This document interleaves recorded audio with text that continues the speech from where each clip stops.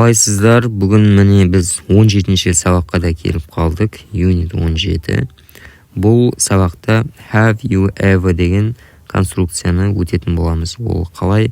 Бұны present perfect 3 деп жазып қойған бұл кітапта. Біз present perfect 2-ні өттік, present perfect 1-ді өттік. Алдыңғы 16-15 сабақтарда. Бұл сабақты түсіну үшін алдыңғы сабақтарға қайтып қарап шықсаңыздар да болады. Бірақ қарамасаңыздар да қазір түсінікті болады деп ойлаймын. Айта кетейін, бұл кітап Essential Grammar in Use деген кітап бойынша өтіп жатырық. Ол кітапта 114 сабақ бар, A1, A2 деңгейінде. Біз қазір 17-ші сабақтамыз. Have you ever? Have you ever дейді. Have you been?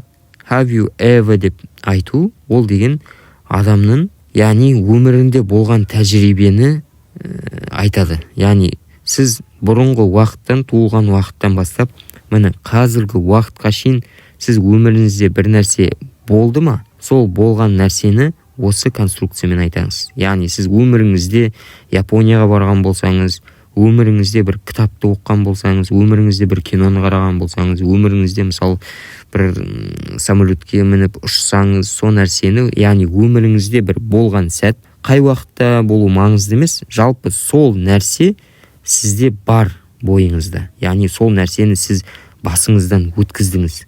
Сол нәрсені айту үшін осы конструкция, осы ереже керек болады. Мысалы, мына жерде бір ер адам әйел адамнан сұрап тұр. Have you been to Rome?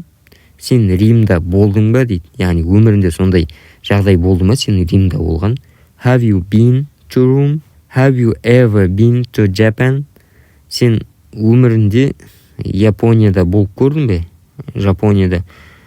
Have you ever, когда-нибудь, бір жалпы орыс тілінде когда-нибудь дейді. Ты когда-нибудь был в Японии? Ever. Бір болдың ба? Бір. Have you ever been to Japan? Сен Японияда болып көрдің ба? Yes, I have дейді. Мен болдым. Many times. Көп рет Римда көп рет болдым дейді. Yes, I have many times. Немесе Японияға байланысты айтып тұр. No, I've never been to Japan. Мен өмірімде Японияда болып көрген жоқпын. I have never been to Japan. Мына жерде мән беріп қойыңыздар. I have never been in Japan деп тұрған жоқ. To Japan.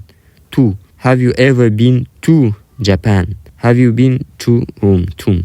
In деген кішкене басқа мағына беріп кетеді. To. We use the present perfect, have been, have had, have played, etc.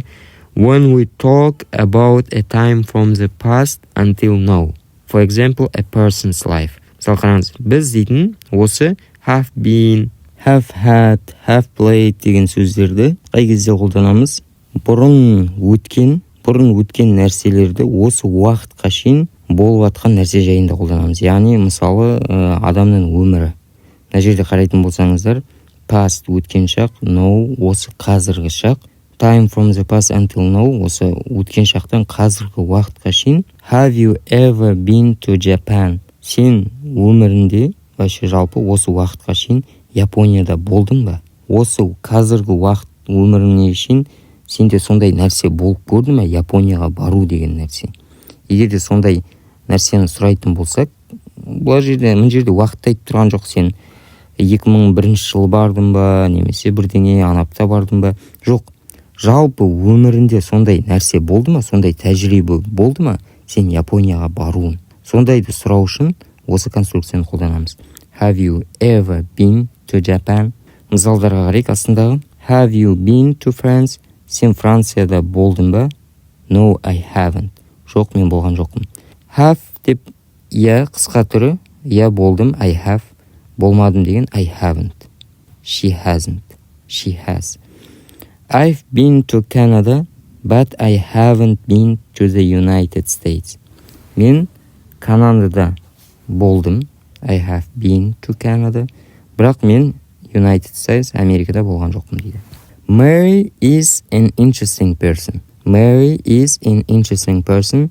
She has had many different jobs and has lived in many places. Mary сондай интересный адам дейді.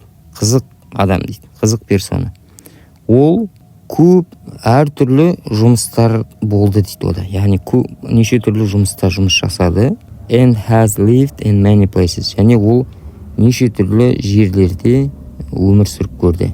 Яғни жалпы бұрынғы өмірінен бастап қазіргі уақытқа шейін ода неше түрлі жұмыс болды және неше түрлі жерде өмір сүрді. She has had many different jobs and has lived in many places. I've seen that woman before, but I can't remember where. Мен бұл әйелді бұрын көрдім. Жалпы өмірінде қазіргі уақытқа шейін ол көрді деген тәжірибе ода болды. I've seen that woman before. Мен бұрын көрдім ол әйелді. But I can't remember where. Мен бірақ есімде жоқ дейді, қайда көргенімді. How many times has Brazil won the World Cup? Неше рет Бразилия чемпионат мирді Бразилия яғни жеңді. Неше рет? Яғни осы уақытқа шейін сондай тәжірибе Бразилияда неше рет болды. Яғни ұту деген. Have you read this book? Сен бұл кітапты оқыдың ба? Яғни осы уақытқа шейін сенде өмірінде оқу деген тәжірибе болды ма осы кітапты? Have you read this book? Сен бұл кітапты оқыдың ба? Yes, I've read it twice. Иә, мен оны 2 рет оқыдым. Twice деген яғни 2 times, 2 рет. Present perfect plus ever in questions. Ever деген сұрақта келеді. And never. Never деген жоқ деген. Has and ever been to Australia? Has Австралияда болып көрді ме? Жалпы, когда-нибудь болып көрді ме? Has and ever. Yes, once. Иә, 1 рет. Once деген яғни one time. 1 рет деген. Have you ever played golf? Сен гольф ойнап көрдің бе? Have you ever played? Сен ойнап көрдің бе? Golf? Yes, I play a lot. Иә, мен көп ойнадым. My sister has never traveled by plane. Менің әпкем ешқашан самолетпен сапар шегіп көрген жоқ. Has never traveled. Never. Has never. Осы has traveled пен екеуінің ортасында келіп тұр. Never. Яғни мына жерде hasn't деп айтпай, my sister has, бірақ never traveled by plane. Менің әпкем самолетпен ұшпады. I've never ridden a horse. Мен атқа мініп көрген жоқпын. I have never ridden a horse. Who is that man? Бұл ер адам кім? I don't know. I've never seen him before. Мен оны бұрын еш көрген жоқпын. I have never seen. I've never seen him before. Мен бұрын көрген жоқпын. Gone and been. Gone мен beenді қарайық. Мына жерде 2 қыз бір-бірінен сұрайды, 2 әйел. Where's Bill? Bill қайда? He's away. He's gone to Spain. Ол кетіп қалды. He's away. Кетіп қалды. He's gone to Spain. Ол Испанияға кетті. Міне has gone және has beenнің айырмашылығын қарап отырық. He's gone to Spain. He has gone to Spain деген ол Испанияға кетіп қалды. Bill has gone to Spain. Яғни he's in Spain now. Ол қазір Испанияда. He has gone. Ол кетті. He has gone to Spain. Яғни ол қазір Испанияда. Ал енді 2 weeks later, 2 апта алдын. Hello, Bill. Hi, I've been on holiday. I've been to Spain. Bill айтады. Hi, мен дейтін неде болдым дейді. Каникулда болдым дейді. Демалыста болдым дейді. I've been to Spain. Мен Испанияда болдым дейді. I have been to Spain. Осы уақытқа шейін ол не істеді? Испанияда болды. Ал мына жерде he's gone to Spain деген ол Испанияға кетті. I've been to Spain деген мен Испанияда болдым.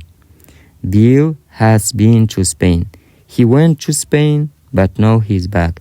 Ол деген Испанияға кетті, бірақ қазір ол қайтты.